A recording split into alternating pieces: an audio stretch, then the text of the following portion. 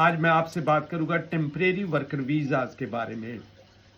جب ہم temporary worker visas کی بات کرتے ہیں تو عام طور پر لوگ اس کو ٹیئر 5 ویزاز بھی کہتے ہیں۔ اس میں ڈیفرنٹ کیٹیگریز ہیں، جیسے creative worker visa, charity worker visa, religious worker visa, global exchange program وغیرہ وغیرہ۔ لیکن آج میں پرٹیکولرلی خاص طور پر آپ سے بات کروں گا کریٹو ورکر ویزا کے بارے میں۔ یاد رکھیے یہ ٹیمپریری ویزا کیٹیگری ہے۔ عام طور پر شروع میں آپ کو جسٹ 12 منتھس کا 1 سال کا یہ ویزا ملتا ہے۔ اس کے لیے ضروری ہے کہ آپ کسی بھی کریٹو انڈسٹری سے تعلق رکھتے ہوں، یعنی آپ کوئی ڈانسر ہیں، میوزیشین ہیں، فلم ایکٹر ہیں،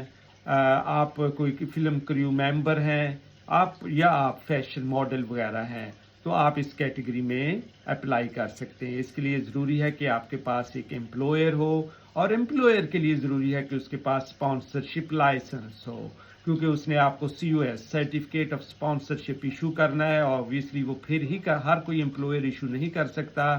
صرف وہی ایمپلائر ایشو کر سکتا ہے جس کے پاس اس کیٹیگری میں اسپانسرشپ لائسنس ہو۔ کاسٹ جو ہے سرٹیفکیٹ آف اسپانسرشپ انیشلی آپ کو 12 منتھس کے لیے 1 سال کے لیے جاری کیا جاتا ہے، اور پھر اس کو اگر آپ سیم ایمپلائر کے ساتھ کام اپنا جاری رکھتے ہیں تو 12 منتھس کے بعد اس کو ایک اور 12 منتھس کے لیے یعنی ایک اور سال کے لیے بڑھایا جا سکتا ہے۔ اس کے لیے کچھ مینٹیننس ریکوائرمنٹس ہوتی ہیں کہ آپ نے 1270 پاؤنڈز جو ہیں 28 ڈیز کے لیے اپنے اکاؤنٹ میں شو کرنے ہیں کہ آپ کے پاس وہ فنڈز اویلیبل ہیں، لیکن اس سے بھی آپ کو ایگزمپشن مل سکتی ہے۔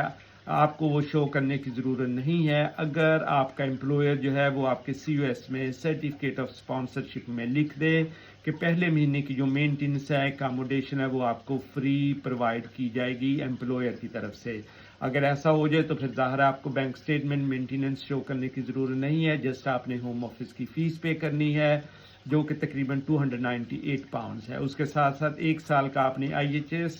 امیگریشن ہیلتھ سرچارج پے کرنا ہے جو ہے 1035 پاؤنڈز اس وقت۔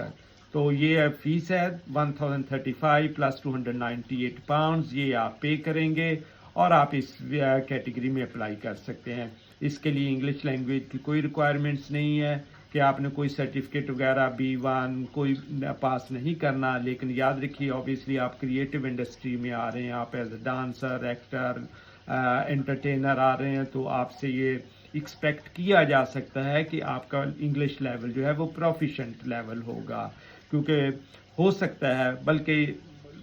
بہت زیادہ چانسز ہے کہ آپ کا انٹرویو کیا جائے آپ کو ویزا دینے سے پہلے۔ تو آبویسلی اگر آپ کا انٹرویو ہوتا ہے تو آپ وہ پنجابی یا انگلش میں انٹرویو نہیں دیں گے، اپنی لینگویج میں انٹرویو نہیں دیں گے بلکہ انگلش لینگویج میں دیں گے۔ اس لیے آپ کا انگلش کا اچھا لیول ہونا چاہیے، آپ کی کمیونیکیشن اچھی ہونی چاہیے، اور اس ویزا میں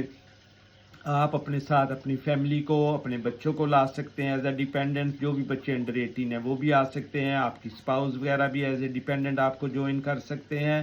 اگر آپ پھر سیم ایمپلائر کے ساتھ 1 سال 12 مہینے کا جو آپ کو انیشلی ویزا ملا تھا وہ آپ جاب جاری رکھتے ہیں تو آپ کا ایمپلائر آپ کو مزید فردر جو ہے 12 منتھس کی ایکسٹینشن دے سکتا ہے، یعنی ٹوٹل آپ 2 سال اس ویزا پر گزار سکتے ہیں۔ لیکن اگر آپ نے اپنا ایمپلائر چینج کر لیا، آپ نے اپنی ایمپلائمنٹ چینج کر لی، تو پھر 12 منتھ سے زیادہ آپ کو ایکسٹینشن نہیں ملے گی، صرف آپ 1 سال اس کیٹیگری میں پورا کر سکیں گے یا رہ سکیں گے۔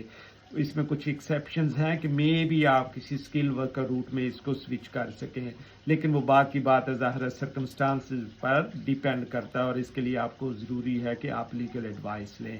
اس کے ساتھ ساتھ آپ 20 آور ایکسٹرا جاب بھی کر سکتے ہیں، لیکن جو جاب ہو آپ کے فیلڈ سے ریلیٹڈ ہو، اور اس جاب کو بھی شارٹیج آکوپیشن لسٹ میں شامل ہونا چاہیے۔ اس کے ساتھ ساتھ جیسے یہ کریٹو ورکر ویزا ہے، اس کے ساتھ ایک اور کیٹیگری ہے اس کے پیرلل، اس کے برابر چلتی ہے، اس کو ہم بولتے ہیں global talent film and TV visa. وہ انٹائرلی ڈفرینٹ، بالکل ڈفرینٹ کیٹیگری ہے، لیکن اس پر میں ڈفرینٹ ایک ویڈیو بھی آپ کے ساتھ شیئر کروں گا۔ وہ بہت زبردست کیٹیگری ہے اگر آپ واقعی کمپیٹنٹ اپنے فیلڈ میں، یعنی اگر آپ لیڈر ہیں تو، یا پوٹینشیل لیڈر ہے یعنی ایمرجنگ لیڈر ہیں، تو آپ گلوبل ٹیلنٹ جو فلم اینڈ TV